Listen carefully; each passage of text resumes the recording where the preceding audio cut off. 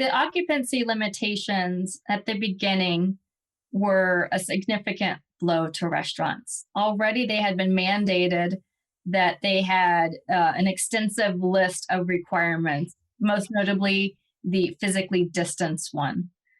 Already, once you ratcheted down on your numbers to create that physically distancing space from everything from your hostess stands to your tables to your lines of people, they were already at or below that 50% occupancy.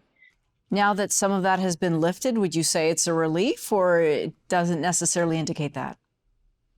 I think that it's more of a psychological relief because they still will remain at that 6 feet physical distancing standard.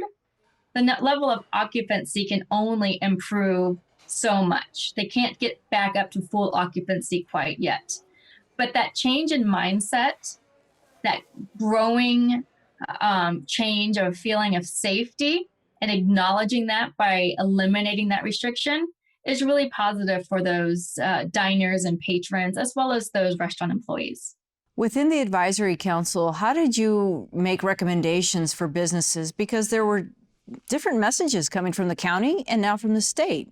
And if you're a business owner with a restaurant, I can imagine you're wondering, whom do I follow? You know, that has been the largest issue probably that we have contended with for the past 12 months. And how we've handled that is advocating to those different jurisdictions to be consistent in those standards.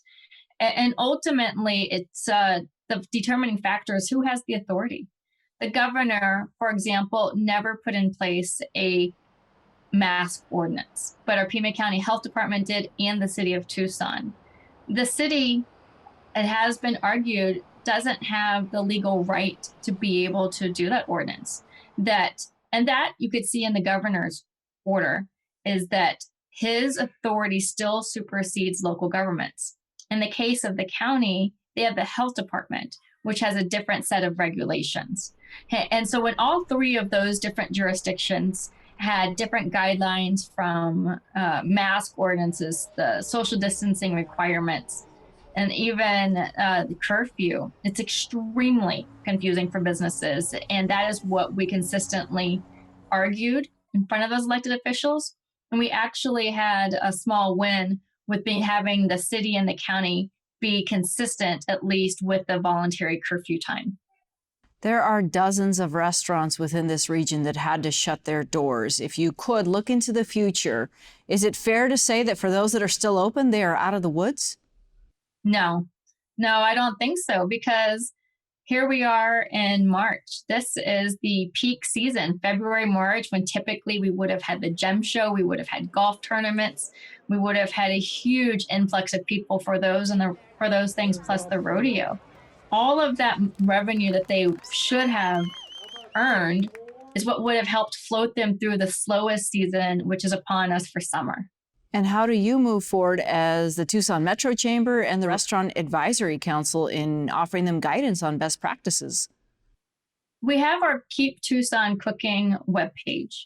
So that does a few things. One, it directs diners to see what restaurants are participating in the council. What are their operating times? Are they doing delivery? Are they doing takeout? It is a hub of information, including interviews conducted of our local chefs. And for us, that's our role, is to communicate out all of that information. And we will bring those resources of best practices from the Arizona Commerce Authority, from business professionals and executive coaches that we've brought in to work with these restaurants, and then even bringing in the county health department as well. They are still offering Serve Safe classes, which teaches those restaurants best practices and their employees, because there is a high turnover right now with those employees as well, due to the extension of unemployment benefits that are, largely still being utilized, but by some of the lower income folks. Okay. Amber Smith, President and CEO of the Tucson Metro Chamber and the Restaurant Advisory Council. Thank you. Thanks, Lorraine.